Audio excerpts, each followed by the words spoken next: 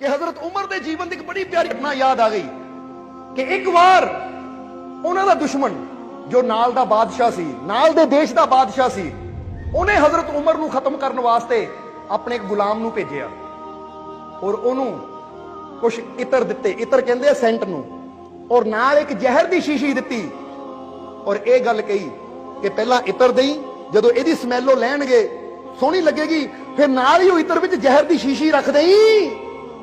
ये जहर की शीशी ऐसी है कि जिहड़ा भी इहदी स्मैल लैंदा है, यानी इहदी महक लैंदा, वो नाल ही सुंघदे सारी मर जाता है।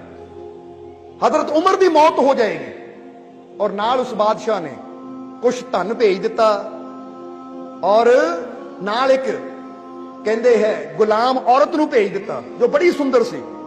हुण कहते धन, गुलाम औरत और नाल उसने वो इतर भेज दिता कि ये नजराना दे दे मेरे वालों, क्योंकि मकसद तो यह सी उमर की जान लैण दा।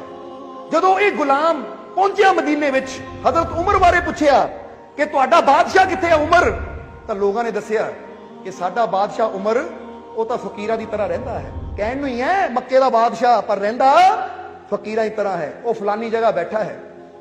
जदों कहंदे ये गुलाम गया, इन्हां तो सोचिया सी जिद्दां साडा बादशाह आलीशान महलां च रहिंदा है, इद्दां ही रहिंदा होएगा, पर उमर नूं देखिया कि पेड़ थल्ले बैठे हुए है, वो भी थल्ले बोरी बिछा के, और जाके उसने जदों देखिया तो देख के ਉਹਦੇ मन च वो दर्शन करके ऐसी खिंच पई कि ਇਹ ਤਾਂ ਰੱਬ ਦਾ ਕੋਈ नेक बंदा लगदा और मेरा बादशाह ਇਹਨੂੰ मारना चाहता है।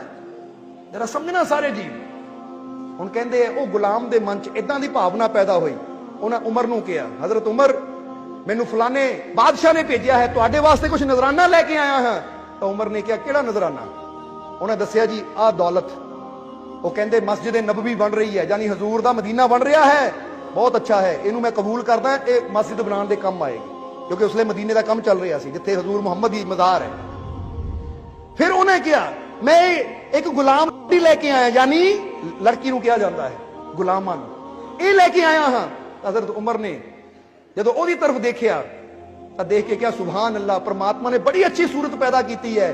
फिर हजरत उमर ने एक नाल ही नौजवान बैठा सी जिहदी शादी नहीं हुई सी, हजरत उमर ने कहा ऐ नौजवान तू इस नाल शादी करना चाहता है? वो कहता जी हाँ।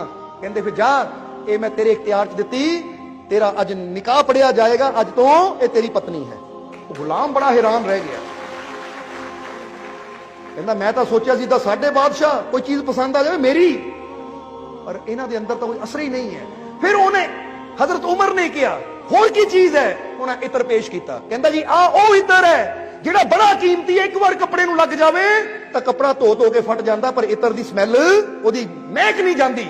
हजरत उमर ने कहा लिया फिर ये मेरी हजूर दी मज़ार ते सुटन दे काम आएगा, क्योंकि मेरे हजूर दी मज़ार चों महक आनी चाहिए, मेरे मुर्शद दी मज़ार चों। ये आशिक दा प्रेम।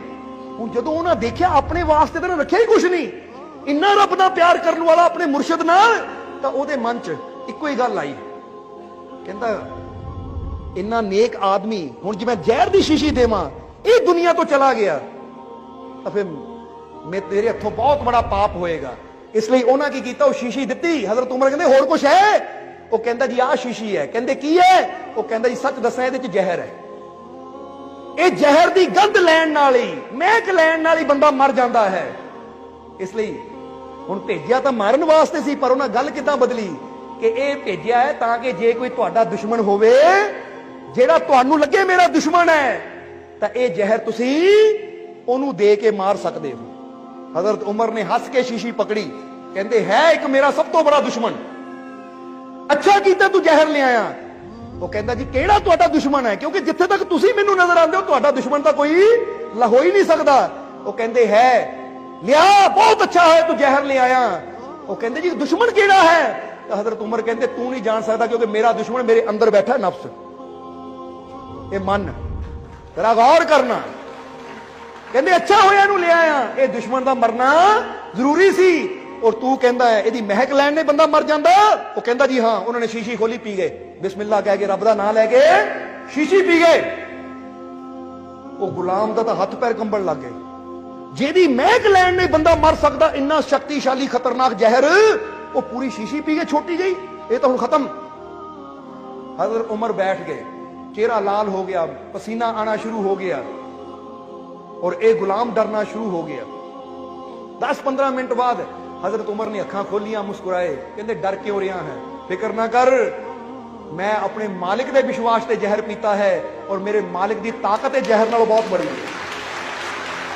जिदा मीरा ने सतगुर के भरोसे जहर पी लिया सी ना, तो जहर ने उन्हें कुछ नहीं बिगाड़िया। हजरत उमर ने की साबित किया, वो कहते दुनिया के कोई भी जहर ओदी रहमत तो बड़ा नहीं है। इसलिए ये मिसाल तुहानू क्यों दसी कि तुहाडे जीवन च भी कई बार असीं की करते, छोटी छोटिया चीज़ों तो डरते रहते, आ खा लिया मैनू कुछ हो जाएगा, आ खा लिया मैनू किसी ने दे दिता, कोई लड्डू दे दिता मैनू किसी ने कर दिता, वो भी वहम है, मैनू कुछ हो जाएगा। याद रखो, अपने मालिक ते इन्ना भरोसा रखो, ओहदा नाम लैके जदों भी खाइए ओनू याद करके भोजन करिए, तो फिर किसी भी चीज च इन्नी ताकत है नहीं जो साडा कुछ बिगाड़ सके। बस अपनी सुरती, अपना ध्यान अपने मालिक वाल रखना है।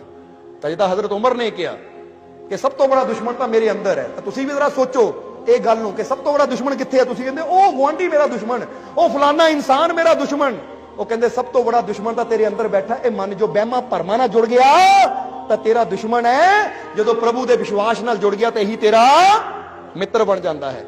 इसलिए अपने प्रभु ते विश्वास रखांगे तो फिर ये मन ही साडा मित्र बन जाता है।